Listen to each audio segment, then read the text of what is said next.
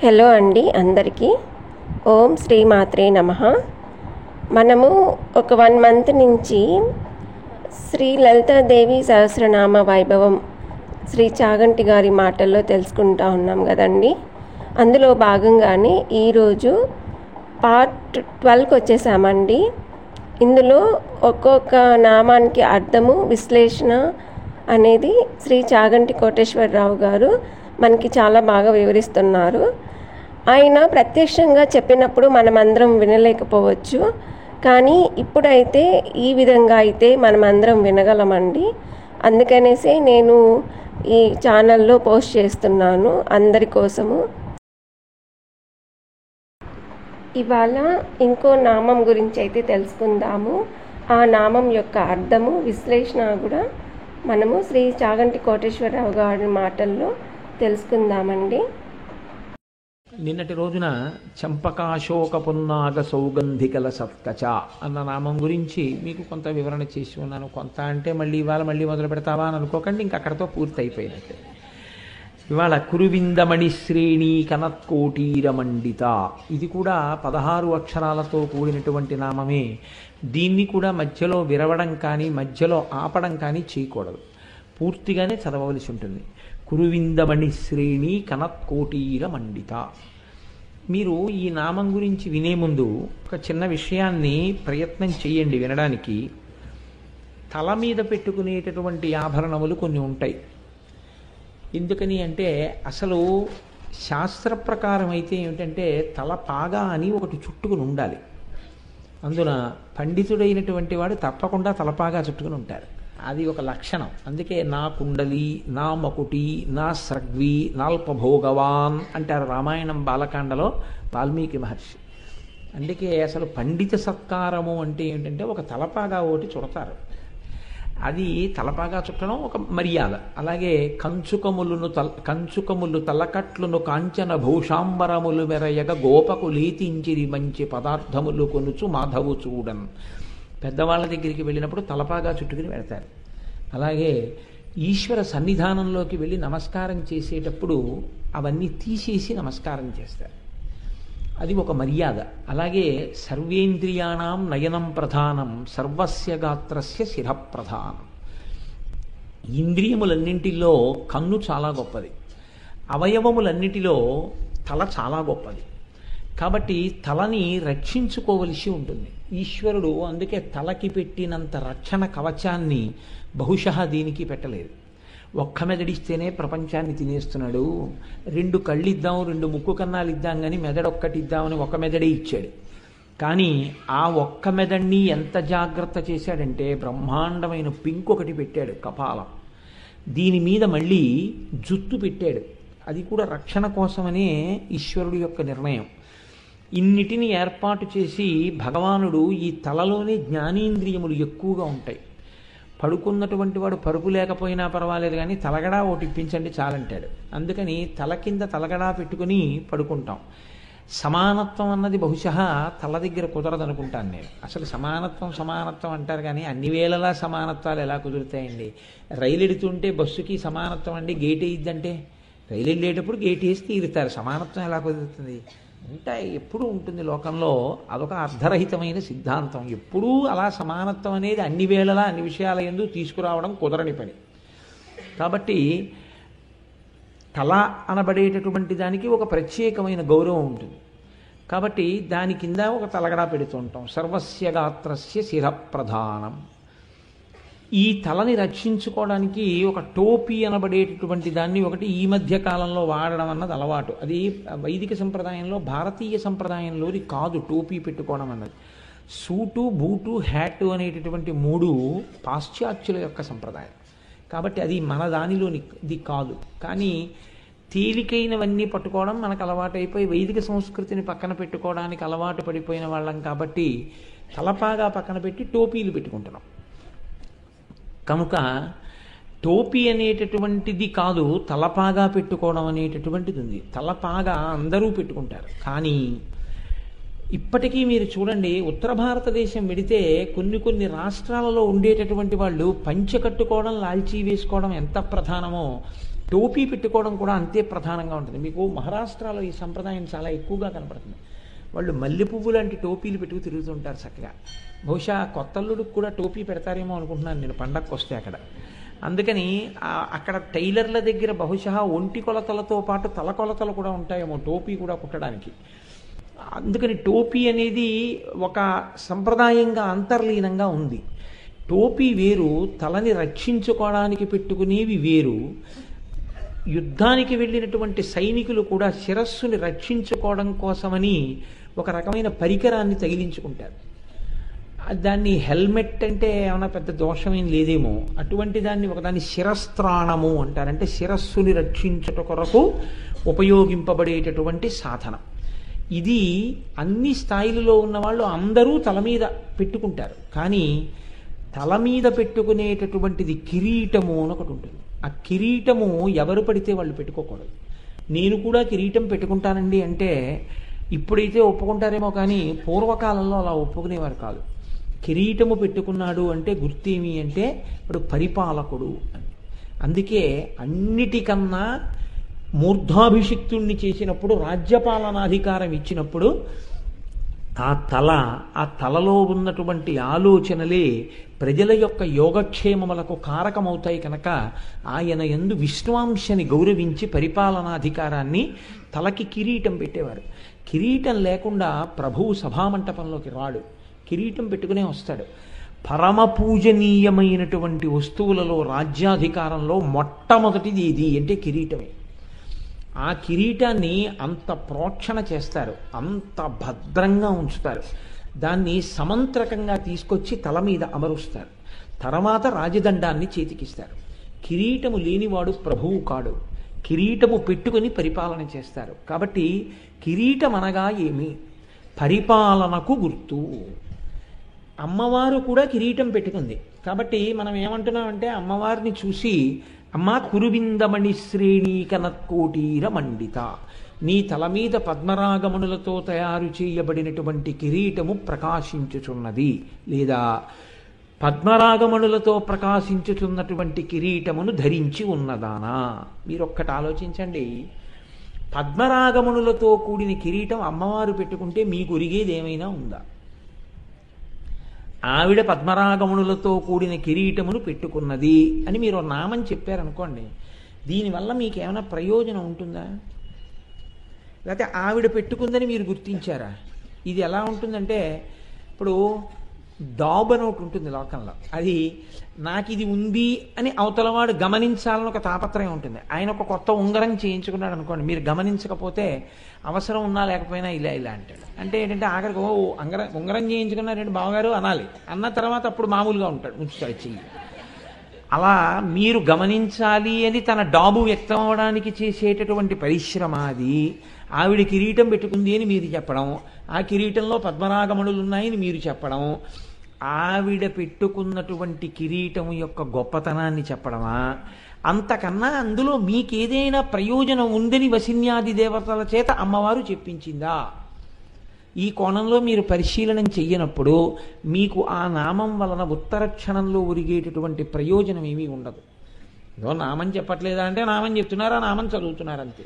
కానీ మీరు కొంచెం జాగ్రత్తగా ఆలోచన చేస్తే పరిపాలన అన్న మాటలో హద్దు నిర్ణయము అన్నది ఒకటి ఉంటుంది. మీరు చూడండి, అందుకే నేను చదువుకున్న చదువుతో తన సంస్థలో ఏ పని చేయించుకోవడానికి అవకాశం ఉన్నది నిర్ణయించుకుంటాడు ఒక సంస్థ యజమాని. ఈయన బీకామ్ పాస్ అయ్యారు, post graduate diploma in industrial relations, personal management pass అయ్యారు, ఈయనతో మనం ఈ పని చేయించుకోవచ్చు. ఆయన నాకు ఒక అధికార పత్రం ఇస్తాడు, నువ్వు నా సంస్థలో ఈ హోదాతో ఉద్యోగం చేయవచ్చు, నీకు నెలకింత ఇస్తాను అని చెప్తూ ఆఖరణ ఒక పారాగ్రాఫ్ రాస్తారు.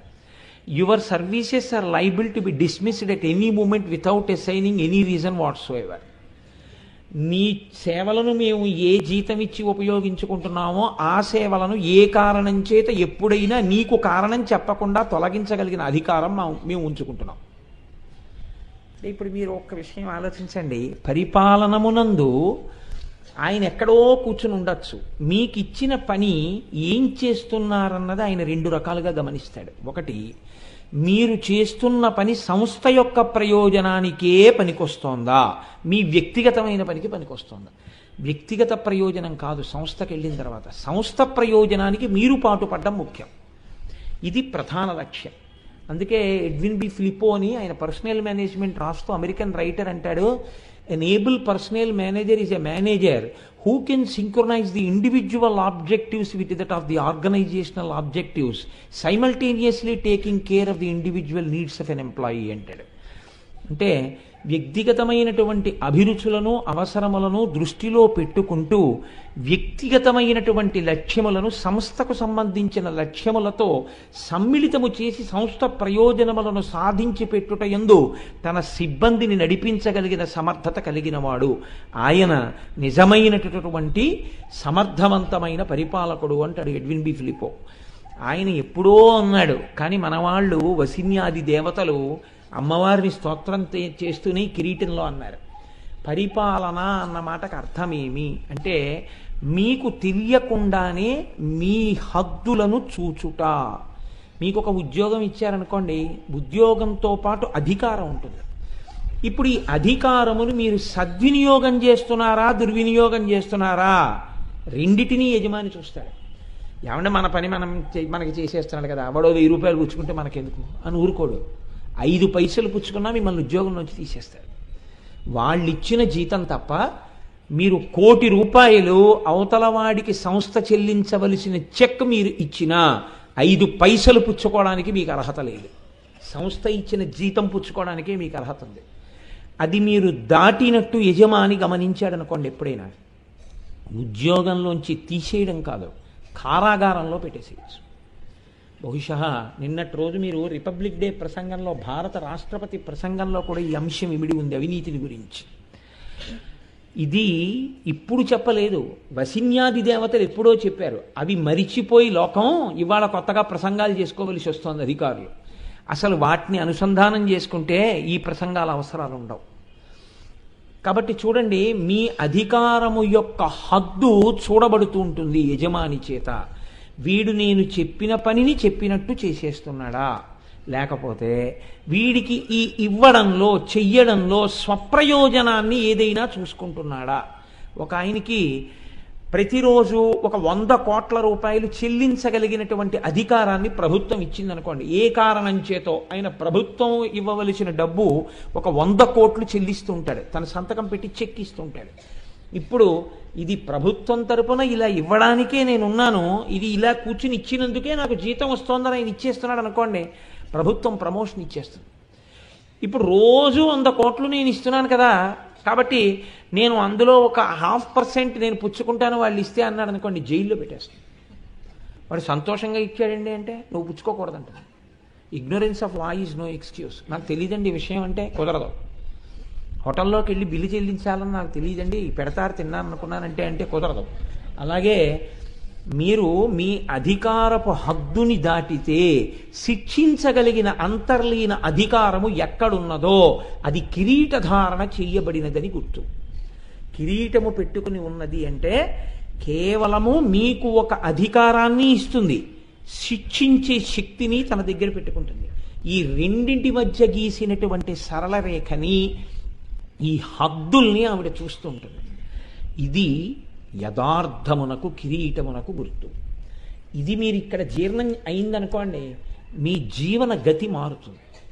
ఇది అలా అర్థం కాలేదనుకోండి, అప్పుడు ఏమవుతుందంటే ఆవిడ కిరీటం పెట్టుకుందని మీరు అర్థం చెప్తారు. ఆవిడ కిరీటం పద్మనాగమణులతో పెట్టుకుంటే మీకెందుకు, ముత్యాలతో పెట్టుకుంటే మీకెందుకు, దానివల్ల మీకేమైనా ప్రయోజనం ఒరిగిందా నాకు చెప్పండి?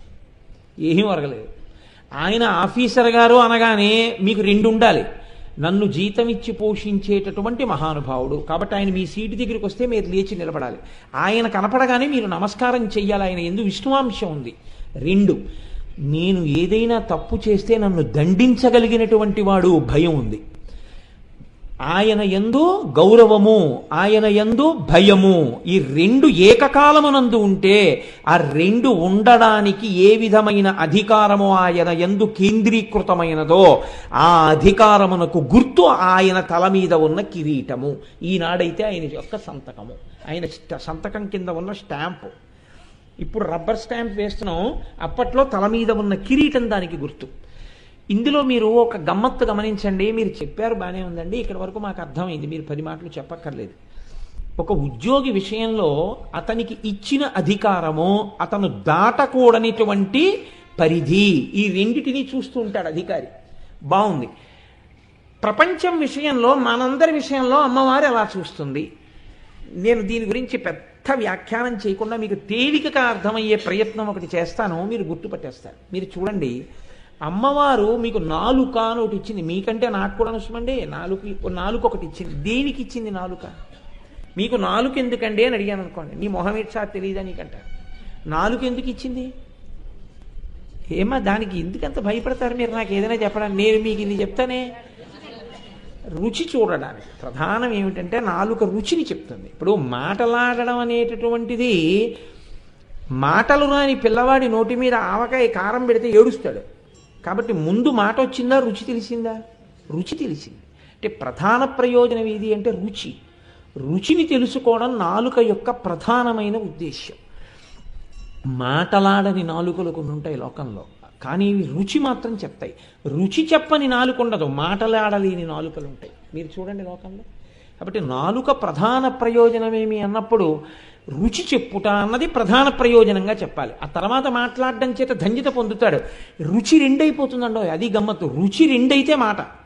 రుచి యొక్క మొదటి స్వరూపం పదార్థము యొక్క రుచిని తెలుసుకోవడం.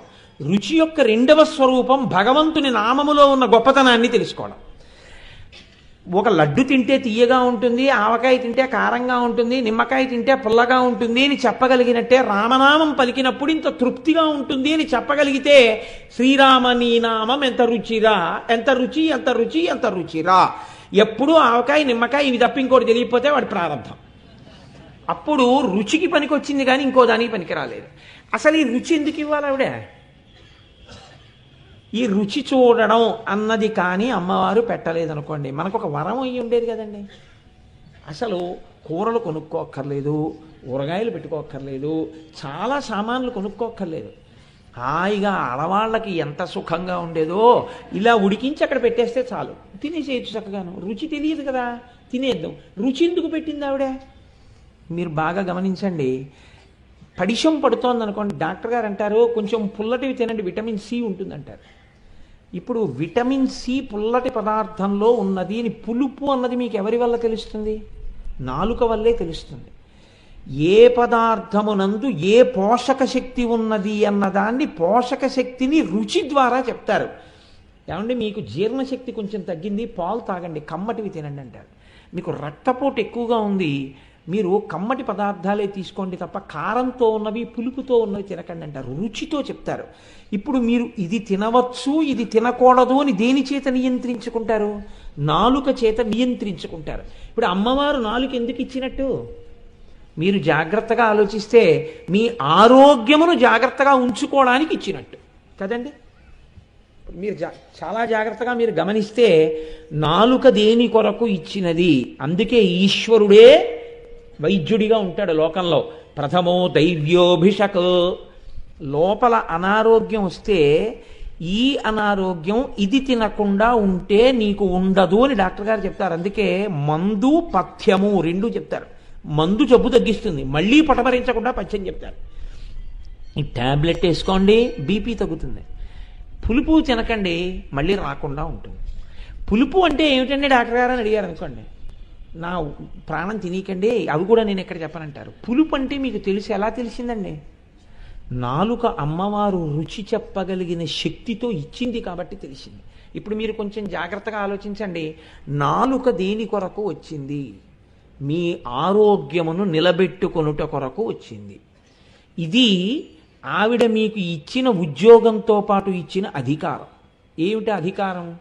నీ శరీర ఆరోగ్యము నిలబడడానికి కావలసినటువంటివి తిను.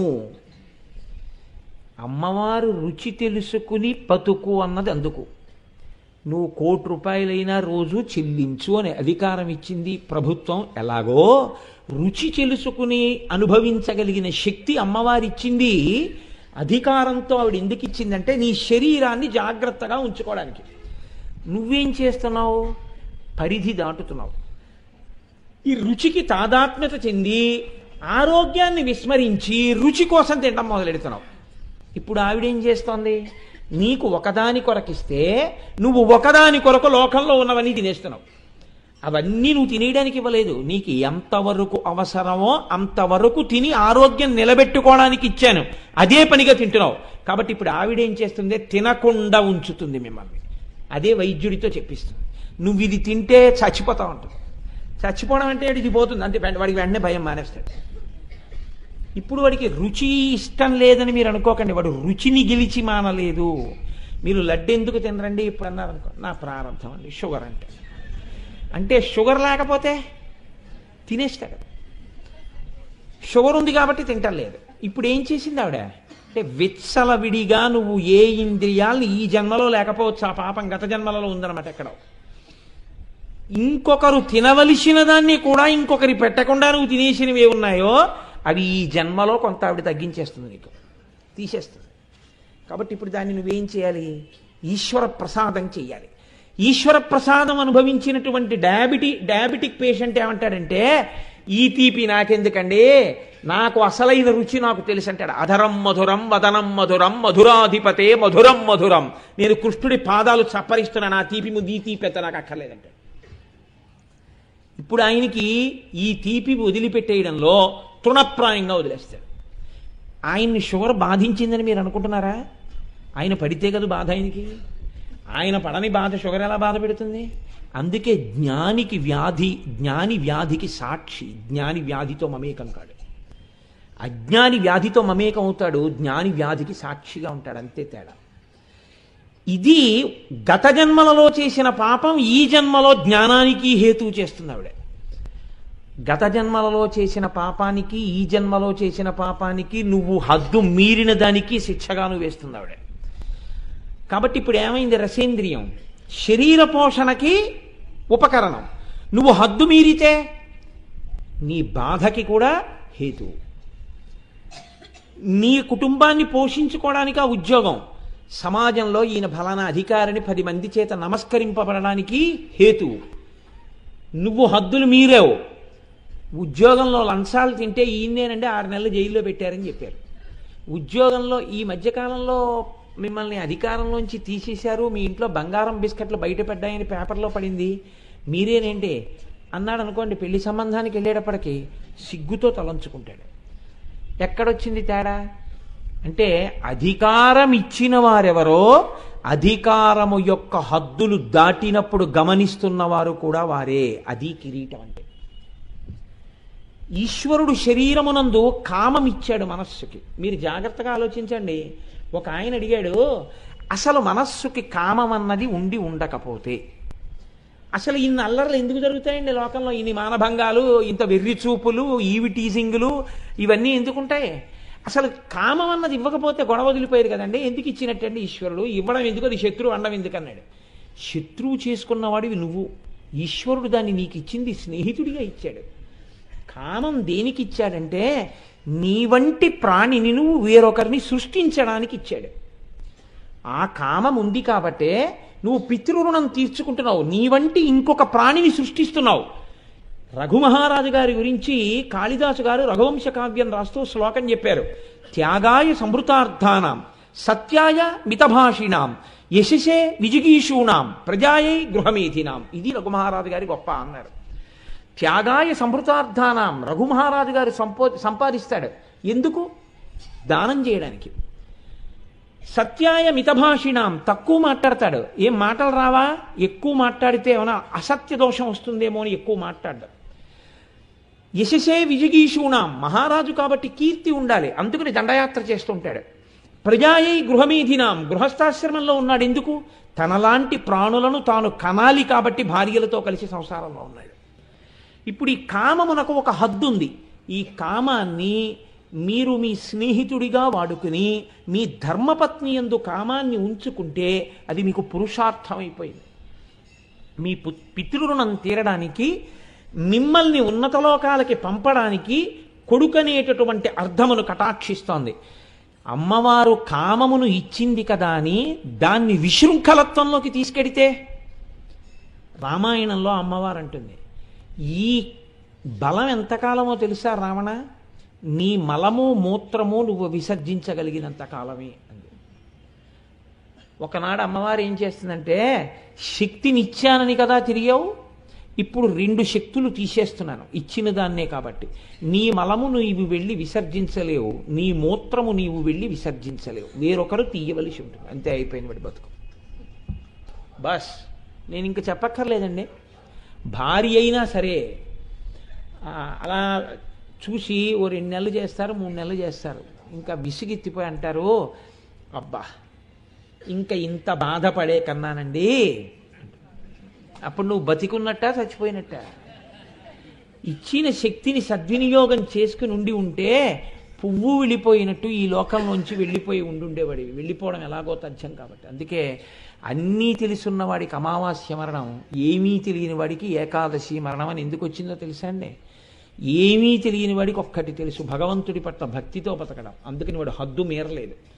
అన్నీ తెలుసు కాబట్టి ఏది చేసినా ఎలా సమర్థించుకుందామని సమర్థించుకోవడానికి వీలుగా తప్పులు చేశాడు, పతనావస్థని పొందాడు.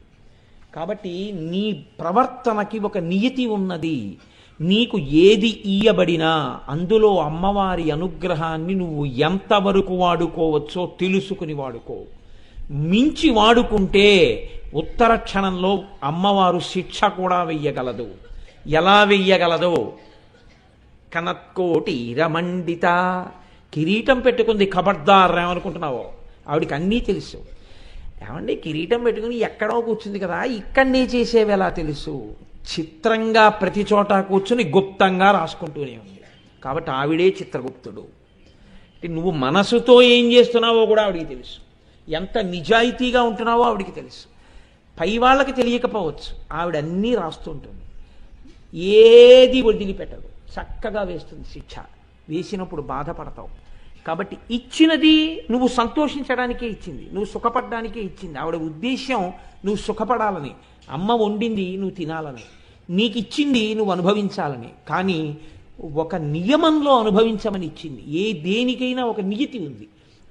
నియతి దాటిన తరువాత ఇక అనుభవించకూడదు. అందుకే సనాతన ధర్మంలో మీరు గమనించి ఉంటారు, ఒక గొప్ప స్థితి ఒకటి ఉంటుంది, వానప్రస్థము అని ఒకటి ఉంటుంది. ఆ వానప్రస్థము ఒక వయసు వచ్చేసిన తర్వాత, ఇంకా మనవడు పుట్టేశాడు అనుకోండి, మనవడు పుట్టేసిన తర్వాత ఇంకా బీరువా తాళాలు, నేషనల్ సేవింగ్ సర్టిఫికెట్లు, ఎఫ్డిఆర్లు మెచ్యూర్ అవ్వడాలు, ఈ పాపిష్టి గోలంతా పెట్టుకోకూడదు.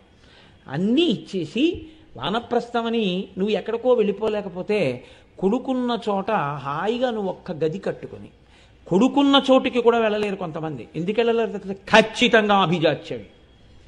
కొడుకు ఎలా ఉన్నా నువ్వు సర్దుకోవచ్చు, నీ మనసును నువ్వు సంస్కరించుకుని ఉండి ఉంటే. సర్దుకోలేకే నువ్వు వెళ్ళలేకపోతున్నావు. అందుకే చూడండి, నీవు వానప్రస్థమనగా నీ శరీరం ఉడిగిపోతున్నప్పుడు ప్రశాంతమైన చోటికి వెళ్ళిపోయి అన్నిటినీ విడిచిపెట్టి శరీరం నిలబడడానికి కావలసిన పదార్థాన్ని స్వీకరించాలి. రుచితో సంబంధం ఉండదు ఇంకప్పుడు. అందుకే పెద్దలకు అన్నం వడ్డించి ఎలా ఉంది అని అడగకూడదు. ఇది ఎలా ఉందండి, ఎలా ఉందండి, ఎలా ఉందండి అని ఎప్పుడు అడగకూడదు. మహాపచారం అది. వడ్డించి విడిచిపెట్టడమే. పరిశేచనం చేశారనుకోండి, అది ప్రసాదం. ప్రసాదం మీరు ఈశ్వరుడికి పెడితే ఈశ్వరుడు తిన్నాడు. అందులో ఉప్పు ఉందో కారం ఉందో. నువ్వు కూడా అంతే, ప్రసాదాన్ని అలాగే తినాలి. పూర్వకాలంలో అందుకే పెద్దలు భోజనం చేయడం అంటే తమలపాకుల్ని లవంగ మొగ్గలతో కుట్టుకుని చేసేవారు. చేస్తే అందులో పదార్థాన్ని వడ్డిస్తే అంతా అయిపోయిన తర్వాత ఆ తమలపాకులు లవంగ మొగ్గలతో కూడినటువంటి దాన్ని మడత వేసేసి నోట్లో పెట్టుకుని లేచిపోయేవారు. అది ఈశ్వరుడు యొక్క శేషపాత్ర. దాన్ని ఎక్కడ పారేస్తారు మీరు? ఈశ్వరుడు భోజనం చేసిన పాత్ర మీరు నైవేద్యం పెట్టింది. అందుకని లవంగ మొగ్గలతో కుట్టిన తమలపాకుల విస్తళ్లలో పెద్దలు పూర్వం భోజనం తీసుకునేవారు. అది వాళ్ళ జీవితాల్లో అలా అనుష్ఠించారు. అంతా భగవన్మయం చేసుకుంటారు. ఒక స్థితికి వెళ్ళిపోయిన తరువాత అడుగు తీసి అడుగు వేస్తే ఈశ్వరానుసంధానం చేసుకుంటారు జీవితాన్ని. అది రావాలి. సాలెపురుగు తన నోటి నుంచి వచ్చిన దారముతో గూడు కట్టుకున్నట్టు నిరంతరం మనసులో భగవంతుడి గురించిన జరిగినటువంటి స్మరణల చేత అల్లుకుంటారు తన జీవితాన్ని. ఇలా అల్లుకోగలిగినటువంటి శక్తి పెంచుకొని పరమతృప్తితో జీవనాన్ని చేస్తుంటారు. ప్రయత్నపూర్వకంగా నువ్వు అటువంటి దిశ వైపుకి అడుగులు వెయ్యాలి. అంతేకాని ఇంకా అన్నీ పట్టుకుని వెంపర్లాడిపోతే దాని వలన ప్రయోజనం ఏముంటుంది అంటే మళ్ళీ భోషాణం కింద తేలో గోడ మీద బల్లు అయిపోతావు, తప్పించి ఉపయోగం ఏమి ఉండదు. నేను ఈ రెండు మాటలు వాడడానికి కారణం ఏమిటో మీరు మార్కండేయ పురాణం చదివితే అర్థమవుతుంది. ఇంతకన్నా నేను చెప్పను, ఎందుకంటే ఇప్పుడు మళ్ళీ చెప్తే ఆ మార్కండేయ పురాణానికి వెడితే జన్మ పునర్జన్మ ఈ అల్లరి అంతా మొదలెట్టానంటే ఎప్పటికవుతాయి ఇవన్నీ. కాబట్టి చాలు. అయితే మరి ఏమండి మీరు చెప్పింది బాగుంది, ఈ హద్దు తెలిస్తే ప్రయోజనం ఏమిటి? తెలుసుకున్నాం. అయితే అమ్మవారు కామం ఇచ్చినది, అది తన ధర్మపత్ని యందు కామంతో ఉండడం దోషం కాదు. నా భార్య యందు నాకు కామం ఉంటే దోషము అని పిలవకూడదు. అది శాస్త్రం అంగీకరించింది. నేను అగ్నిసాక్షిగా చెప్పాను, ధర్మేచ అర్ధేచ కామేచ నాతిచరామి, ఈమెను నేను అతిక్రమించనని చెప్పాను. కానీ ఈ కామము వేరొక స్త్రీ యందు నాకు ఉండకూడదు.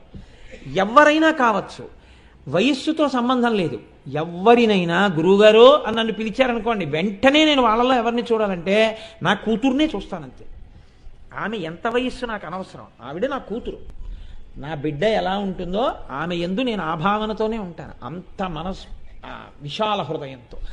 నా పిల్ల అల్లరిని, నా పిల్ల మాటల్ని వాళ్ళల్లో చూసుకొని అంత ఉదారంగా, అంత సంతోషంగా వాళ్ళతో ఉంటాం అంతే. అంతకు తప్ప ఇంకొక ఉద్దేశం నీ మనసులో రాకూడదు. దానికి విరుగుడు ఒక్కటే చెప్పింది శాస్త్రం, తల్లిగానన్నా భావన చెయ్యి, నిన్ను తండ్రిగానన్నా భావన చేసుకో, అంతే.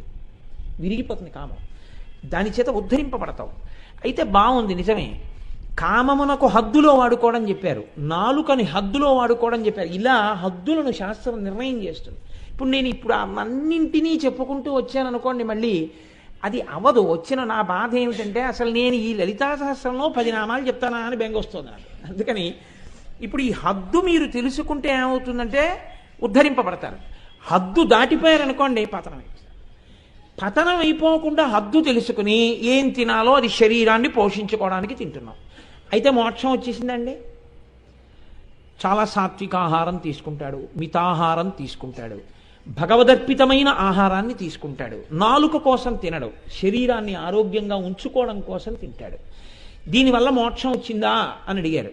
ఒక్కనాటికి రాదు అని చెప్పింది శాస్త్రం. ఒక్కనాటికి రాదు. నిన్ను శరీరాన్ని ఆరోగ్యంగా ఉంచుకోమని చెప్పినది ఆరోగ్యంగా శరీరం ఎప్పుడూ ఉండిపోతుందని కాదు. 1,000,000 మంది వైద్యులు కూడి వచ్చిన కాని మరణమయ్యడి వ్యాధి మాన్పలేరు. శరీరం వెళ్ళిపోవడానికి ఒక మార్గాన్ని ఎప్పుడో అప్పుడు వెతుక్కుంటుంది అంతే. జర్జరీభూతమైపోతుంది, జీర్ణావస్థ వస్తుంది, శిథిలమవుతుంది. ఒక రోజున నువ్వు ఏం చెయ్యి, ఎంత జాగ్రత్తగా తినో ఆ రోజున ఆ కాలంలో శరీరము పడిపోవలసిందే, పతనమవుతుంది. మరి ఎందుకండి నీకు ఆరోగ్యం? ఇక్కడ చెప్పింది ప్రయోజనాన్ని. ఈ ప్రయోజనం వైపుకి నువ్వు అడుగులు వెయ్యడానికి ఈ కిరీటం వచ్చింది. ఏమిటా ప్రయోజనం అంటే, నువ్వన్నా ఉట్టి కొట్టేవాడిని నీ మీదన్నా ఎక్కించుకో. అదేమిటండి మళ్ళీ ఇదో కొత్త మాట అట్టుకొచ్చారు మీరు అనుకోకండి, మీకు అర్థం అవడానికే నేను ఈ ప్రయత్నం. నువ్వు ఈశ్వరుణ్ణి చేరుకోవాలి ఆరోగ్యంతో. నీకు ఆరోగ్యం లేదు, నువ్వేం చేస్తావు? ఈశ్వరార్చన. నీకు ఆరోగ్యం లేదు, నువ్వేమిటి చేస్తావు? ప్రదక్షిణం. నీకు ఆరోగ్యం లేదు, నువ్వేం చేస్తావు? తీర్థయాత్ర. నీకు ఆరోగ్యం లేదు, నువ్వేం వింటావు? ప్రవచనం. నీకు ఆరోగ్యం లేదు, నువ్వెవరికి ఏం చెప్తావు? నీకు అసలు కూర్చోలేవు, నువ్వేం మంత్రానుష్ఠానం చేస్తావు? ఇవి చెయ్యడానికి ఆరోగ్యం, ఇవి చెయ్యకుండా ఆరోగ్యం. అర్థం లేనటువంటి, ప్రయోజనం లేనటువంటి బతుకుట అంతే. ఎందుకు అది అంటే, రేపటి రోజున కూడా ప్రకృతిలో కొంత పదార్థం తినడానికి కొంత శక్తిని దాచుకున్నాడు అంతే. అంత స్థాయిలోనే పనికొస్తుంది. ఆరోగ్యము ఎప్పుడూ భగవదుపాసనకి హేతువుగా శాస్త్రం నిర్ణయించింది తప్ప ఆరోగ్యము ఆరోగ్య స్థాయిలో నిర్ణయించలేదు. అందుకే ఋషులు యోగా చేస్తారు. ఋషులు యోగా ఎందుకు చేస్తారో తెలుసా అండి? తపస్సుకి సాధనంగా శరీరాన్ని సిద్ధం చేసుకోవడానికి. ఇలా కూర్చుంటే అలాగే కూర్చోవాలి. మా దొరగారు కూర్చున్నారనుకోండి, ఎంతసేపు అయినా ఇలా కూర్చుంటారు. ఒక 6 గంటలు దొరగారు కూర్చోండి అన్నాం అనుకోండి, వెంటనే మోకాళ్ళు మడతేసేసి కూర్చున్నారంటే ఒక 6 గంటలు అలా కూర్చుంటారు. అలా కూర్చోవడం వల్ల దొరగారికి ఏమొచ్చింది అంటే, చక్కగా పొద్దున్నే వేప చెట్టు కింద ఓ కుర్చీ వేసి కూర్చున్నారంటే కారే రానివ్వండి, ఇంకోటే రానివ్వండి, ఆయనకు అనవసరం. 10 వరకు హాయిగా అలా ఏదో చదువుకుంటూ కూర్చోగలుగుతున్నారు. ఆ ఆరోగ్యం నిలబెట్టుకోలేనటువంటి వాళ్ళు ఏమయ్యారు? అలా కూర్చుని వాళ్ళ చదువుకుందాం అంటే అవకాశం లేదు. అందుకు ఆరోగ్యం ఈశ్వరుణ్ణి చేరడానికి ప్రయోజనంగా నువ్వు నిలబెట్టుకోవాలి ఆ హద్దుని. అందుకు కాకుండా ఆరోగ్యం ఉందనుకోండి, ఉత్తినే నేను అయ్యి బాబోయ్ ఏమైనా అయిపోతుందేమో అని చాలా జాగ్రత్తగా ఉంటానండి, చాలా ఆరోగ్యంగా ఉంటానండి, రోజు న్యూరోబియాన్ ఇంజక్షన్లు చేయించుకుంటాను, 1,00,000 బి కాంప్లెక్స్లు తినేస్తాను, సీజనల్ ఫ్రూట్స్ అని తినేస్తుంటాను, వాకింగ్ చేసేస్తుంటాను, యోగా చేసేస్తుంటాను, దండీలు కొట్టేస్తుంటాను, దేని కొరకు? ఇంకోటి ఇబ్బంది పెట్టడానికి, నీ కండాలు చూపించి. ఎందుకది? అప్పుడు అది పనికిరాదు. దేనికి పనికి రావాలి? ఈశ్వరార్చనకి పనికి రావాలి, ఈశ్వరుణ్ణి చేరడానికి పనికి రావాలి. అలా చెయ్యగా చెయ్యగా చెయ్యగా శరీరం పనికి రాకుండా అయిపోయినప్పుడు మనస్సుతో చెయ్యడానికి సిద్ధపడిపోవాలి. అప్పుడు ఆ మనసు కుదురుకుని నిలబడిపోతే, మనసుతో ఆరాధన చేస్తుండగా నీ శరీరము పడిపోతే నువ్వు ఈశ్వరుణ్ణి చేరిపోతావు. ఈ హద్దులు తెలుసుకున్నవాడు ఈశ్వరుణ్ణి చేరుతున్నాడు. ఈ హద్దులు మీకు చెప్పడానికి ఆ కిరీటం. ఇప్పుడు ఇది తెలిసిందనుకోండి, ఆరోగ్యం ఉన్నవాడు, డబ్బున్నవాడు, అందమున్నవాడు, కూర్చోగలిగినవాడు, 4 మాటలు చెప్పగలిగినవాడు, 4 శ్లోకాలు రాయగలిగినవాడు, 4 మంత్రములు వల్లెవేయగలిగినవాడు, 4 పూజలు చెయ్యగలిగినవాడు, ఇలా ఈశ్వరుడు ఒక్కొక్కరి యందు ఒక్కొక్క విభూతినిస్తాడు. మీరు చూడండి, మనం వెంకటాచల వైభవము అని ఒకటి చేశాం.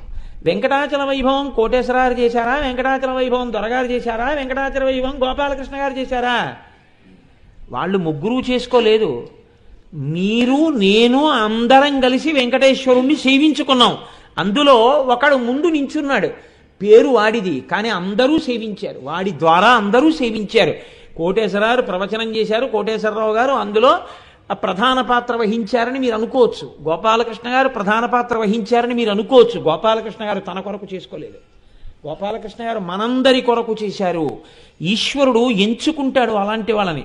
నేను ఇవాళ మాట వరుస వచ్చింది కాబట్టి చెప్తున్నాను, వ్యక్తుల్ని పొగడ్డం నా ఉద్దేశ్యం కాదు. మా దొరగారితో నా పరిచయం ఒక 10 సంవత్సరాల క్రితం. దొరగారితో నేను పరిచయం పెట్టుకోవడానికి కారణం ఒకటే, నేను వారి దగ్గరికి వెళ్ళింది అద్దింటి కోసం. నేను ఆయన్ని చూసి సంతోషించింది వేరొక కారణానికి. నేను ఈయన దగ్గరికి 3 రోజులుగా వస్తున్నాను, బొట్టు లేకుండా ఒక్కనాడు ఈయన్ని చూడలేదు. బొట్టు ఎందు ఇంత శ్రద్ధ ఉన్నవారంటే సనాతన ధర్మమునందు చాలా పూనికున్నవారు. ఇది నన్ను దొరగారికి దగ్గర చేసింది. ఈ దగ్గర చేయడం ఏమైంది, ఒకనాడు సంపూర్ణ రామాయణం అయ్యప్ప స్వామి దేవాలయంలో చెప్పాలని నేను నిర్ణయం చేసుకోలేదు. మీకు నేను యథార్థం చెప్తున్నాను. నేను ఇంకొక చోట చెప్పడానికి నిర్ణయం చేసుకుని, నాకు దొరగారి యందున్న గౌరవంతో దొరగారి దగ్గరికి వెళ్ళి, దొరగారు సంపూర్ణ రామాయణం ఫలానా చోట చెప్పాలని నిర్ణయం తీసుకున్నానని చెప్పాను. దొరగారు అన్నారు, వీలు లేదు, మీరు అయ్యప్ప గుళ్ళో చెప్పాలన్నారు. నేను చెప్పనన్నాను. ఎందుకు చెప్పరన్నారు? నాకు అసలు ఆ గుడి తెలియదు, నా గుళ్ళో వాళ్ళు ఎవరూ తెలియదు, నేను రాను అక్కడికన్నారు. అంటే దొరగారు అన్నారు, అక్కడ గోపాలకృష్ణ గారు ఉన్నారు, మీరు చెప్పాలన్నారు. గోపాలకృష్ణ గారు ఎవరన్నారు? నాకు తెలియదు, నాకు పెద్ద పరిచయం లేదు. కానీ నేను ఆయన్ని 1-2 సందర్భాల్లో చూశాను. మహానుభావుడు, నిష్కళంకుడు, తన కోసమన్న కోరిక లేనివాడు, 10 మందిని తరింప చెయ్యాలన్న తాపత్రయం ఉన్నవారు, 5 పైసలు తన కొరకు వాడుకోరు. ఎంతమంది పూజ చేసుకున్నా తన భార్యని కూడా కూర్చోపెట్టి కనీసం గోత్రనామాలు చెప్పించి చేయించారు. ఆ టిక్కెట్ మీరు ఇంకోళ్ళు కూర్చుంటారని అవకాశం ఇస్తారు. అటువంటి వ్యక్తి అక్కడ ఉన్నారు కాబట్టి చక్కగా జరుగుతుంది. ఆయన్ని నమ్మి మీరు అక్కడ చెప్పండి అన్నారు. గోపాలకృష్ణ గారు ఎవరో నాకు తెలియదు. ఇక్కడ రామాయణం మొదలెట్టాను, తర్వాత గోపాలకృష్ణ గారు అనబడేటటువంటి ఇంకొక వజ్రం నాకు దొరికింది. చూడండి, ఇది ఉట్టి కొట్టడం అంటారు. ఉట్టి కొట్టడం అంటే ఏమిటో తెలుసా అండి? మనకి ఉట్టి కొట్టడం అనే సంబరం ఉంటుంది. ఈ సంబరంలో ఏం చేస్తారంటే ఉట్టిని కిందకి పైకి లాగుతూ ఉంటారు కావాలని. కొంతమంది ఏం చేస్తారంటే కర్ర పట్టుకుని పరిగెడతారు ఆ ఉట్టిని కొట్టడానికి. దగ్గరకు వెళ్ళేంత వరకు ఉట్టిని కింద కూర్చుతారు. వీడు వెళ్ళి ఉట్టి దొరికేసింది కదా అని ఎగిరి కర్ర పెట్టి కొట్టబోతాడు. వాళ్ళు ఏం చేస్తారంటే ఉట్టి లాగేస్తారు, ఆ ఉట్టి పైకి వెళ్ళిపోతుంది. వీడేం చేస్తాడంటే ప్రయత్నం అంతా వృధా అయిపోయి ముందుకు పడిపోయి అందరూ గేలి చేస్తారు, ఒరే కొట్టలేకపోయామంట అన్న తర్వాత వీడు మళ్ళీ వెనక్కి వెళ్ళిపోతాడు. ఇంకోటి బయలుదేరుతాడు, వాడు అంతే, ఎవరు కొట్టలేరు ఆ ఉట్టి. ఎందుకంటే లాగేసే వాళ్ళే ఉంటుంది ఆ శక్తి, లేకపోతే మొదటి వాడికే దొరికిపోతుంది ఆ ఉట్టి. లాగేవాడు తెలివైన వాడు, ఆడేవాళ్ళు ఎటువంటి వాళ్ళైనా గోల్ కీపర్ ముఖ్యమైన వాడు. ఉట్టి కొట్టడంలో లాగేవాడిది ప్రధాన పాత్ర. అప్పుడు ఏం చేస్తారంటే, ఉట్టి కొట్టడం అంటే ఒక్కడు కొట్టకూడదు ఎప్పుడు. అప్పుడు ఏం చేస్తారంటే ఒక 12-11 మంది బయలుదేరుతారు. బయలుదేరి గబగబా వెళ్ళి ఒక 5గురు నిలబడతారు. నిలబడి ఎడమ చేతులు కలుపుకుంటారు. కలుపుకుని ఉట్టి పైన ఉందనుకోండి, వాడు ఎక్కడికి లాగలడు? ఇక్కడే పైకి లాగలడు. అంతేగాని ఉట్టిని ఇక్కడ ఉన్నదాన్ని అక్కడికి మాత్రం వాడు తీసుకెళ్ళలేడు. ఇక్కడే మీకు అందకుండా లాగుతున్నాడు. 5గురు వెళ్ళి ఉట్టి కింద నించుని ఎడం చేతులు పట్టుకుంటారు. కుడి చేయి ఖాళీగా ఉంచుతాడు ఈ చివర ఆయన. ఇప్పుడు ఈ 5గురు పట్టుకున్న తర్వాత ఇంకో 4 పరిగెత్తుకుంటూ వచ్చి పట్టుకున్న ఎడం చేతుల్లో కాళ్ళేసి వీళ్ళ భుజాలు ఎక్కుతారు. ఎక్కి 5గురి మీద 3 నించుంటారు. ఈ భుజం మీద ఈ భుజం మీద అలా కాళ్ళేసి నించుని వాళ్ళు ఏం చేస్తారంటే వాళ్ళు కూడా చేతులు ఇలా పట్టుకుంటారు. ఇంకో 2 పరిగెత్తుకొచ్చి వీళ్ళ చేతిలో కాలేసి వాళ్ళ చేతిలో కాలేసి పైకెక్కి ఆ 3 మీద 2 నించుంటారు.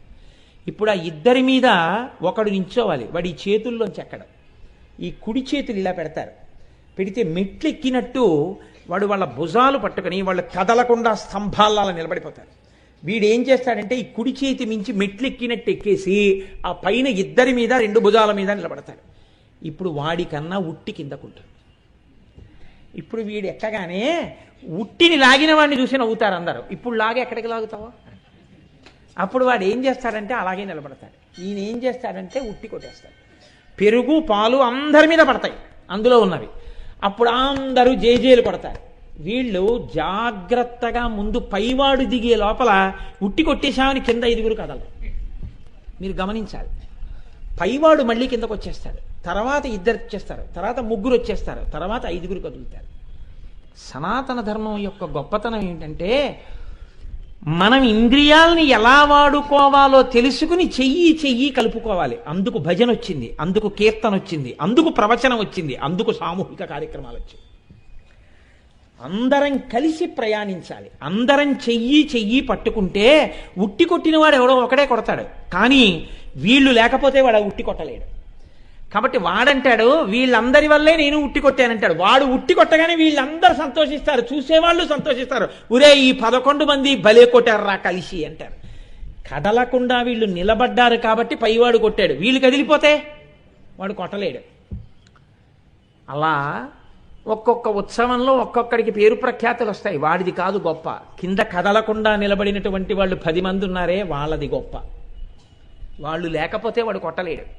సనాతన ధర్మంలో ఒకడు ఉంటాడు, చెయ్యి కలుపుతాడు. ఎవరితో? పాణిగ్రహణం. భార్య చెయ్యొచ్చుకుంటాడు. ఇలాగా పుచ్చుకున్న తర్వాత ఏం చేస్తాడు? వీళ్ళ మీదకి ఇంకో 3-2 వస్తారు, పిల్లలు వస్తారు. అందరిది ఏమవ్వాలి ఉద్దేశ్యం? ఈశ్వరుణ్ణి చేరడమే. అందుకే భార్య భర్త కలిసి ఏం చేయాలి? ధర్మానుష్ఠానం చేయాలి. వీళ్ళిద్దరూ కలిసి ఏం చేయాలి? కొడుక్కి గాయత్రి ఉపదేశం చేయాలి. కొడుకు ఏం చేయాలి?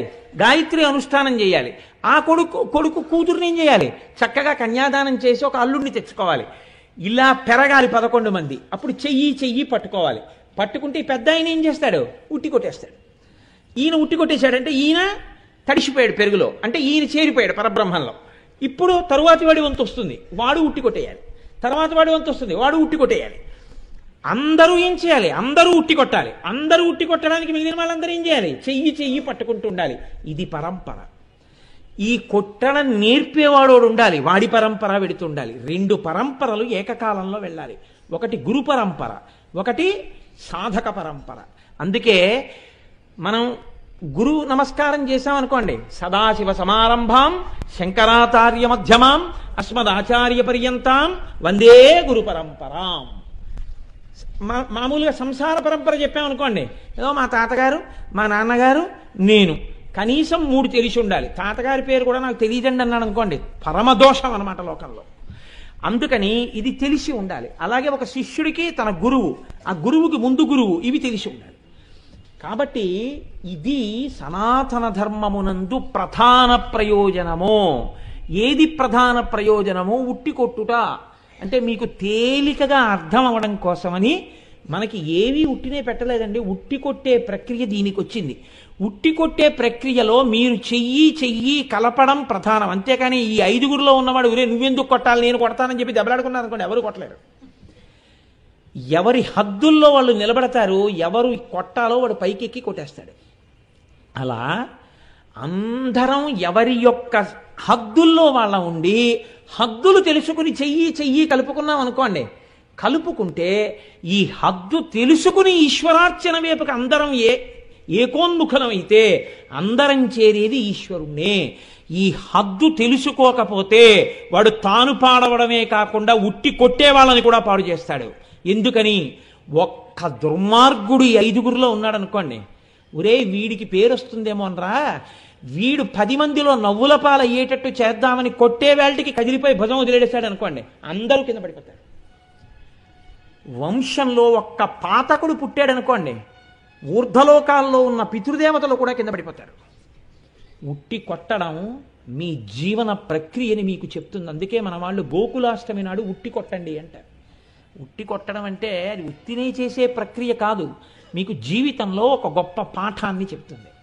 ఈ ఉట్టి కొట్టడం మీకు నేర్పడమే అమ్మవారి యొక్క కిరీట దర్శనము. అమ్మవారి కిరీటాన్ని మీరు చూడడం మీకు బాగా వస్తే అప్పుడు మీకు వెంటనే తెలిసేది ఏమిటి అంటే మీ హద్దు మీకు తెలియుట. కురువిందమణి శ్రేణి కనత్కోటి ఇరమండిత. అమ్మా, నా హద్దు నేను తెలుసుకోకుండా నాలో ఉన్న ఏ బలాన్నైనా సరే దుర్వినియోగం చేస్తే చూసేదానివి నువ్వున్నావు, పాడైపోతాను. అమ్మా, నేను అనుకున్నట్టు జరగదు, ఇంకొకలా జరుగుతుంది. ఎందుకని చిత్తమునందు స్వచ్ఛత లేదు. ఈ స్వచ్ఛత బయట వాళ్ళకి తెలియకపోవచ్చు, అమ్మవారు చూస్తుంటుంది. ఈ భయం నీకు ఉండడం, ఆవిడ కిరీటము ధరించినదని నువ్వు భయమును కలిగి ఉండుట, అందుకొచ్చింది ఆ కిరీటం. కాబట్టి ఇప్పుడు మీరు ఇదంతా ఏమిటి ఉపన్యాసం అంటే, కురువిందమణి శ్రేణి కనత్కోటీరమండిత అనబడేటటువంటి కిరీట దర్శనము ఏ కోణంలో చెయ్యాలన్న విషయం మాత్రమే నేను మీకు చెప్పాను. నేను కిరీటం గురించి మీకు ఇంకా ఏం చెప్పలేదు. కాబట్టి ఇప్పుడు ఆ కిరీటం గురించి చెప్తూ వసిన్యాది దేవతలు ఒక మాట అంటున్నారు. కురువిందమణి శ్రేణి కనత్కోటీరమండిత. బంగారము చేత తయారు చేయబడినటువంటి కిరీటమునందు పద్మరాగ మణులు ప్రకాశించుచున్నవి. ఇది ఆ నామము యొక్క అర్థం. పద్మరాగమణులతో ప్రకాశించుచున్న కిరీటం అంటే ఉత్తి మణులతో చేసిన కిరీటం కాదు, బంగారముతో కూడిన కిరీటంలో పద్మరాగమణులు పెట్టబడ్డాయి.